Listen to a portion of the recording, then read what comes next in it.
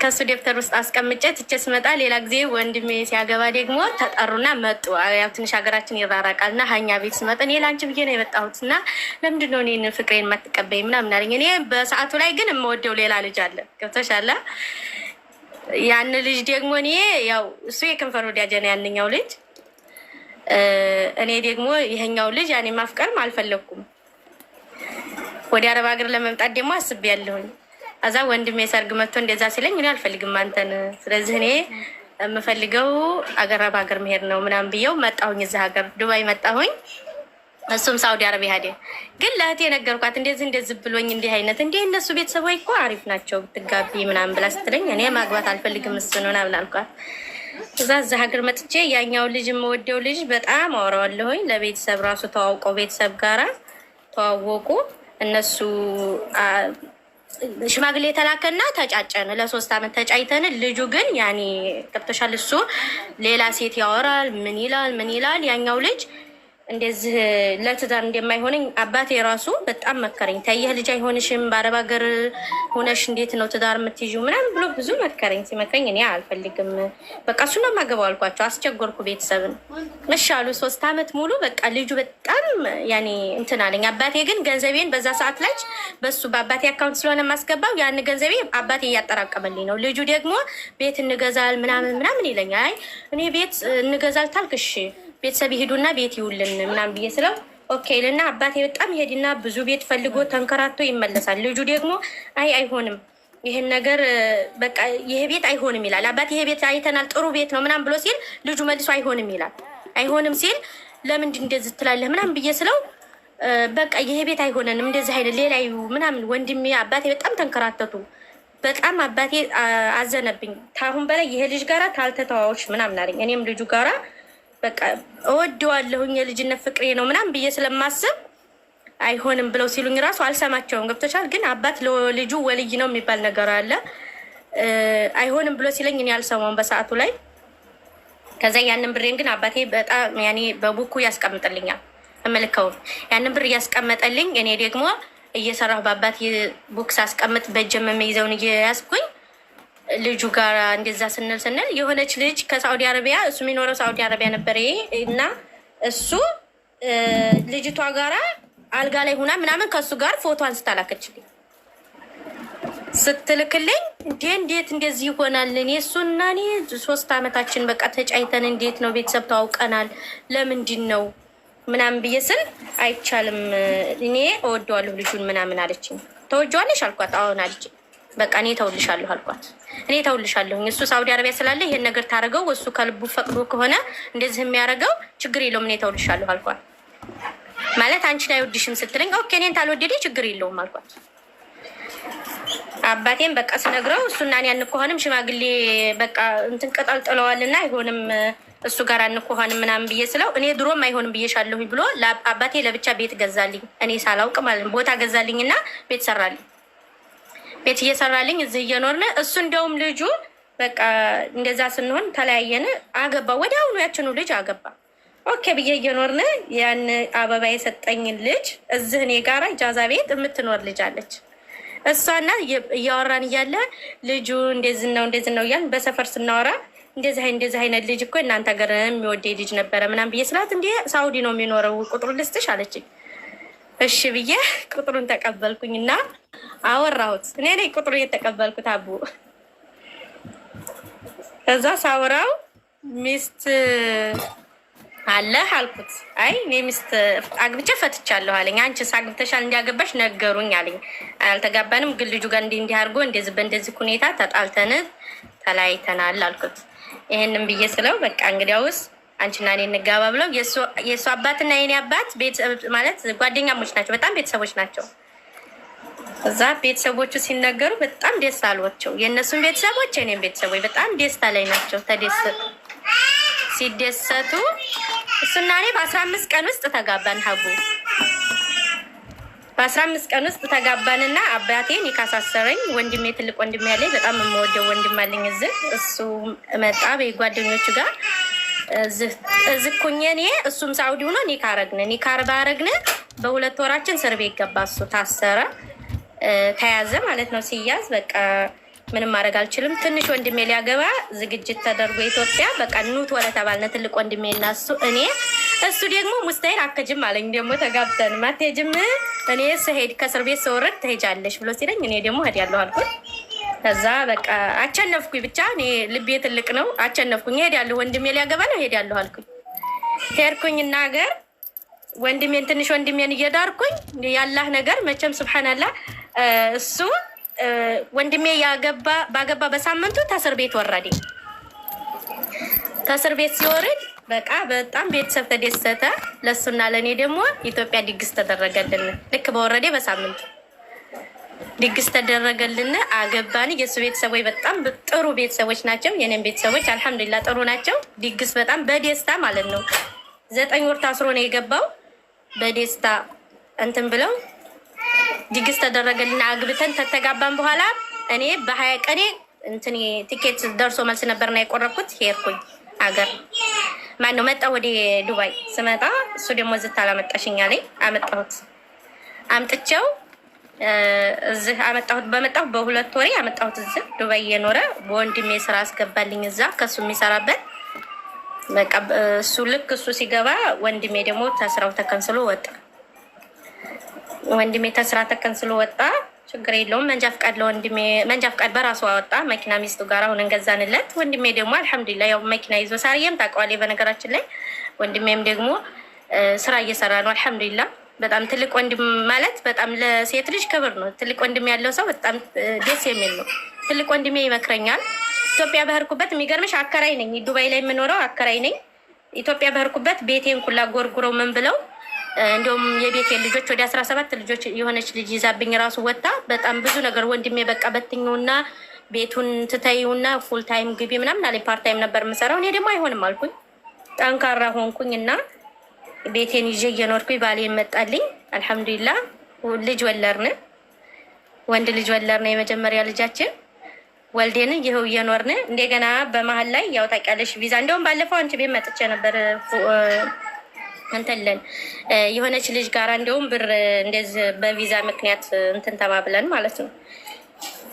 የቪዛ ብር እንደውም እንትን ብላ እና ወደ 15,000 ብር ራሱ ኪሳራ አድርጊያለሁኝ። የሚገርምሽ ቪዛ እናሰራለን ብለው ልጆች ያን ሁሉ እየተሰራ ባሌ ጋራ ይሄን ነገር አይሆንም አለኝ። ባሌ አይሆንም ቪዛ የሚያሰሩ ልጆች በሌላ ያሰሩ እንጂ አንቺ እዚህ ነገር ውስጥ አትግቢ ያለኝ። እኔ ደግሞ መስራት መንቀሳቀስ ስላለብኝ እንኳን ልጅ ይዤ እኔ ደግሞ ቪዛ የሚያሰሩ ልጆች እሺ ላገናኛችሁ ብዬ አገናኘኋቸው አረቡ ጋር ሳገናኛቸው ግን ልጅቷ ጓደኛዋ እና እሷ ብር የላትም። ጓደኛዋ እሷ እህቷ ማለት እህቷ ናት። በነገራችን ላይ ያክስቷ ልጅ ናት። እህቷ ናት። ብር የላትም እህቷ። እሷ ደግሞ 3,000 ድርሃም ሰጠችኝ።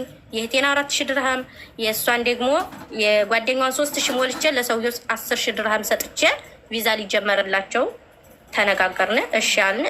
ሰውየው ጋር አገናኘኋት። ልጅቷን አገናኝቻት አወራችሁ በአካል መጥቶ ያንን ኩላ ታደረገ በኋላ ልጅቷ ቪዛ አሰራላት።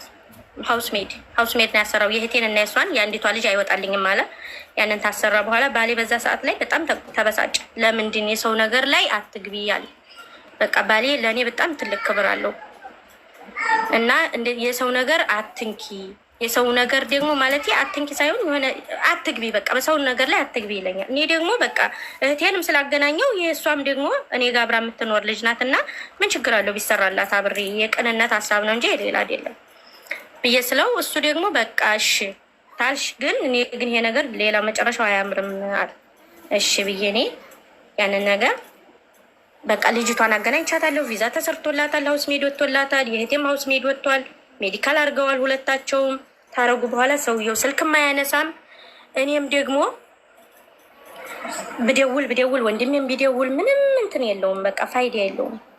እና በዚህ ምክንያት ላይ እንደውም አንቺ ቤት ወጥተን ልጅቷ ጋር ነው የጓደኛ አይነት መተጣጣት አልፈልግም ብዬሽ ያን ብር እስካሁን ድረስ አልተመለሰም። እሱም አልመለሰ። እሷም ደግሞ 5,000 ተካፈሉ ብለሽን እንደውም እሷም አልመለሰች ያንንም ብር።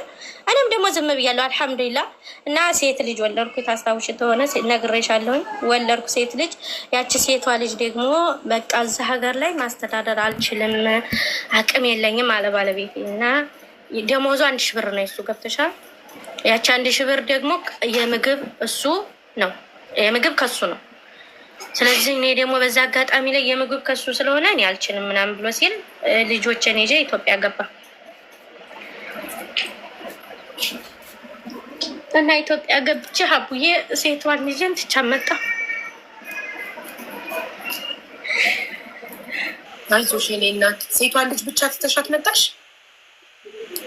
አዎ ወንዱ ልጅን ይዞ መጣሁ ሀቡዬ። ወንዱ ልጅን በጣም ታመመች። ካስቀመጥሽ ሁለቱንም አታስቀምጪም ነበር? ለምን? በጣም ታመመ። ሲታመምብኝ በቃ እናቴን ይሞትብሻል አለች እና በቃ እኔ ያለኝ አማራጭ በቃ እዚህ መጥቼ መስራት ለሁለቱም መርዳት ነው። ባለቤቴ ደሞዙ 1000 ብር ነው። እኔ ደግሞ በዛ ሰዓት ላይ 15,000 ድራም ተበልቻለሁ እና ብር የለኝም። ትንሿን ልጄን ደግሞ በቃ እናቴ ጋር ትቻ መጣሁ። ወንዱን ልጄን ደግሞ በቃ ይዤው መጣሁ። ይዤው ስመጣ ምንም ስራ ፓርታይም ስራ ራሱ ላገኝ አልቻልኩም። ኒቃቢስት ነኝና ፓርታይም ስራ እየፈለግኩኝ አንድ ስራ ሳገኝ ሴትዮዋ ኒቃቢስት አልፈልግም ማለት ነው። ያለኝ አማራጭ ምንድን ነው? ኦንላይን ልብስ መሸጥ ነው ብዬ አስብኩና ኦንላይን ልብስ ጀመርኩ። አልሐምዱሊላህ ባለቤቴ እየሰራትን ያችኑ በቃ አምጥቶ ለእኔ ይሰጠኛል እና ያን የበሉኝንም ብር ራሱ ስጡኝ ስላቸው ሊሰጡኝ አልቻሉም። ገብቶሻል? እኔ ወንዱ ልጄ ደግሞ በቃ ምግብ አይበላልኝ። ምግብ የሚባል አይቀምስም። ሰው ላይ ትቼው ተህርኩ በጣም ያለቅሳል እንትን ይላል። ሴቷ እንኳ ከእናቴ ጋር ናት። አልሐምዱሊላህ አባቴና እናቴ እድሜያቸውን ያስረዝምልኝ። እነሱ ይዘውልኛል። ወንዱ ደህና ከሆነ ለምን አትልኪውም? እሱም ከእህቱ ጋር እንዲያድግ ወንድምና እህት ተነጣጥለው ከሚያድጉ አቡዬ ወላሂ ፈልጌው አይደለም። ኢትዮጵያ ብታይ ሐኪም ቤት ሀርኩኝ ለ1 ወር ነው ሄድኩት። በቃ በጣም ታመመብኝ። ወንዱ ልጅ ምግብ ስለማይበላ ሐኪም ቤት ስወስደው በቃ ደም የለውም ልጁ ምግብ ስለማይበላልሽ ነው እና ቪታሚን ስጪ ይሉኛል። ቪታሚኑን ቢሰጠው ምንም አይበላም። ምግብ አይርበውም። እንዴ ነው የምትይው? በቃ ይሮጣል ይላል፣ ግን ምንም እንደ ልጅ ምግብ አይበላም። ገብቶሻል? እንደፈለገ ነገር አይበላም።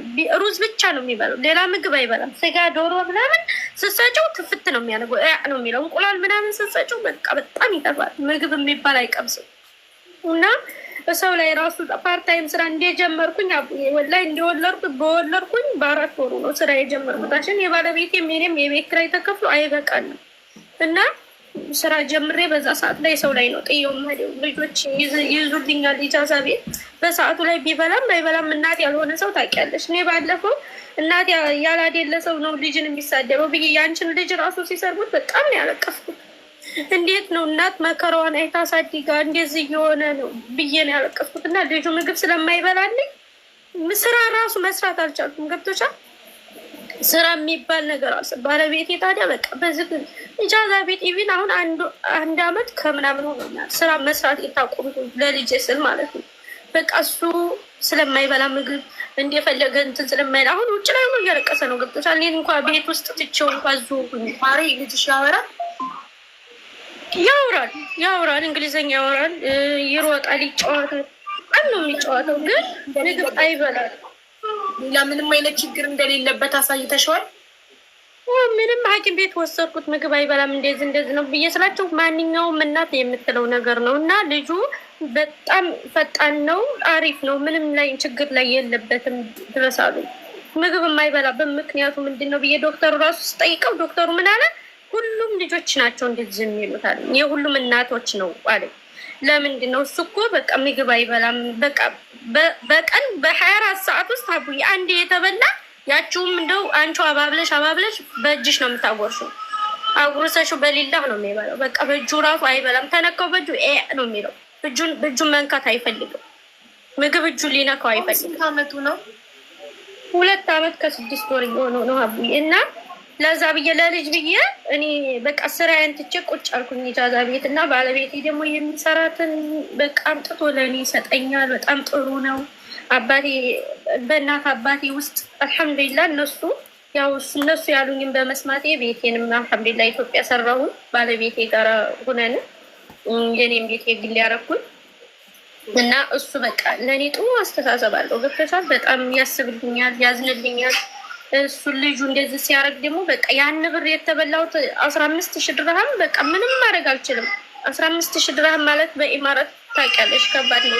ያኔ በተለይ ሀውስ ሜድ ሰርቶ ለሚኖር ሰው ማለት ነው። በፀሐይ ፓርታይም ስራ ልጅን እያስለቀሱ የሰራሁት ስራ ነው ያን ስራ እና አልሐምዱሊላህ እንደዛም ሁኜ ደግሞ በቃ ደስ የሚል ፍቅር አለኝ። ለምን ከባለቤቴ ጋር በዛ በአባቴ በወሰደኝ አጋጣሚነት ተዋውቄው ላገባሁት ልጅ በጣም ያኔ ደስ የሚል ስላለኝ ማለት ነው። እና አልሐምዱሊላህ ሆኖም ደግሞ እኔ እዚህ ላይ ልላችሁ የፈለግኩት አብዬ እናት አባት የመረጠላችሁን ወይም ደግሞ አባት የሚለውን ነገር ሴት ልጅ መስማት ግድ ይላታል። እንደው ምንም ቢሆን ሴት ልጅ አባቷ ያመረጠላትን ወይም ደግሞ አባቷ የሚላትን ወንድሟ የሚላትን ነገር መስማት አለባት። እኔ ወንድሜ በዚህ ላይ በጣም ያከብረኛል። ወንድሜ በቃ ትልቅ ወንድሜ ነው፣ ግን እኔን እንደ ትልቅ ነው የሚያየኝ። አይዞሽ እንደዚህ ነው ምናምን በጣም ያከብረኛል።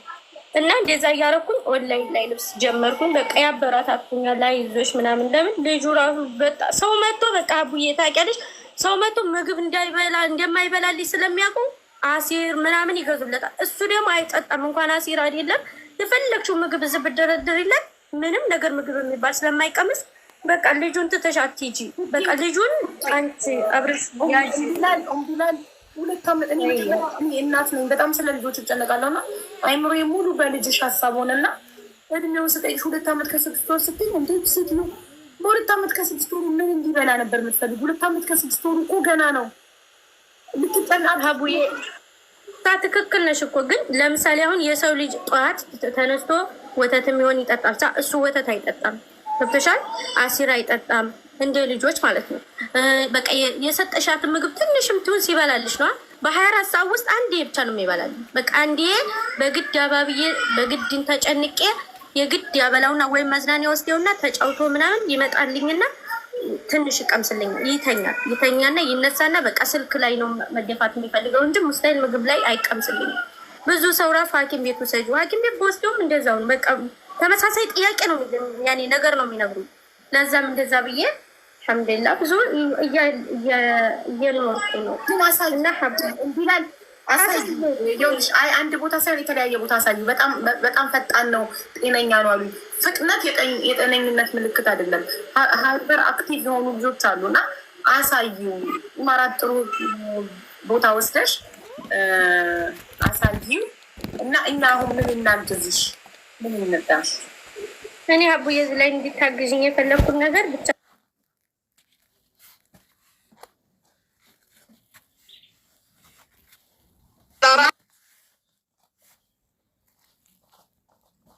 ስራ ይለቃል፣ ችግር የለውም።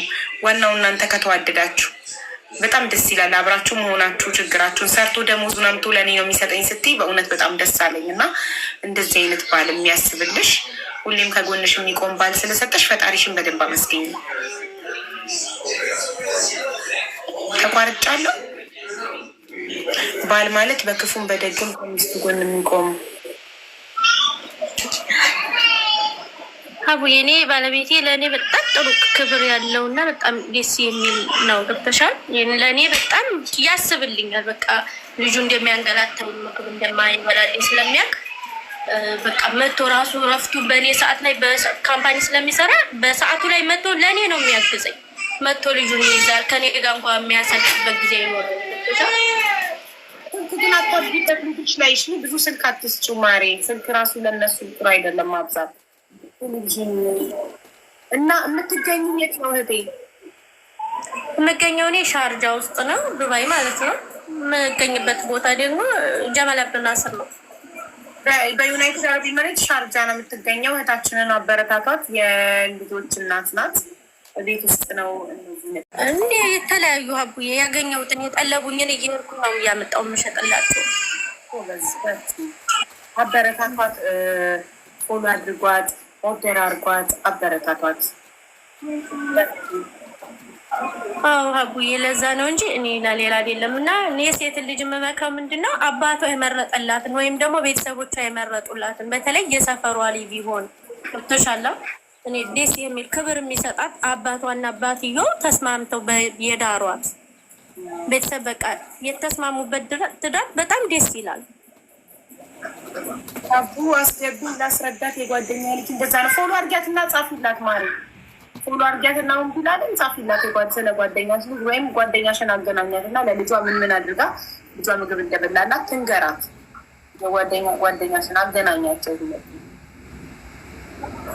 ምንም አይበላም። አቡዬ ብታዩ በቃ እንዲያው ብዙ ጊዜ እጨነቃለሁ ለሱ። ምግብ ብላ አትብላ በጣም ሀተ መምታት ድረስ እደርሳለሁ። ገብቶሻል? አለመብላት በጣም ሲያናድደኝ የባሰ ደነዝ ታረጊዋለች ምናምን ይሉኛል። ኤኒዌይ ቤተሰብ መርጠው ድሮ ላይሳካ ይችላል። ቤተሰብ ስለመረጠው ምናምን ሳይሆን ከላይ ፈጣሪ ከመረጠው ነው። ፈጣሪ ከመረጠው ከጎዳና ላይም አንስቶ ከቡና ቤትም ሴት ልጅ አንስቶ አክብሮ ወዶ ፍስስ አድርጎ የሚያኖር በጣም ጨዋ የጨዋ ልጅ ጀግና ባሎች አሉ በጣም ብዙ። ዋናው ነገር ምንድነው? ፈጣሪ ጻፈው ነው። ፈጣሪ ከጻፈው ነው የሚሆነው። ቤተሰብ መርጠው ድሮ የበለጠ ተጠቅጣለን። ቤተሰብ መርጠው ደግሞ ማሬ የሚቀጠቅጥ በቦክስ ምናምን የተማታ የሚያኖራለ። ስለዚህ ዋናው ፈጣሪ። እሱ ትክክል ነሽ። እሱ ትክክል ነሽ። ቤተሰቦችሽ እንደዚህ አድርገው ድረውልኝ ምናምን ብሎ የሚቀጠቅጥ ጥሩ ወንድ ያለ አይደለም አለ። ትክክል። ስለዚህ ጋይስ ፎሎ አድርጓት፣ አበረታቷት። እናመሰግናለን። ኦምቢላል ትንሽ አስቀምጥሻለሁ ገስት ላይ ፎሎ እንዲያደርጉሽ። ወደሚቀጥለው ሰው በጣም አመሰግናለሁ ስለሰማችሁኝ።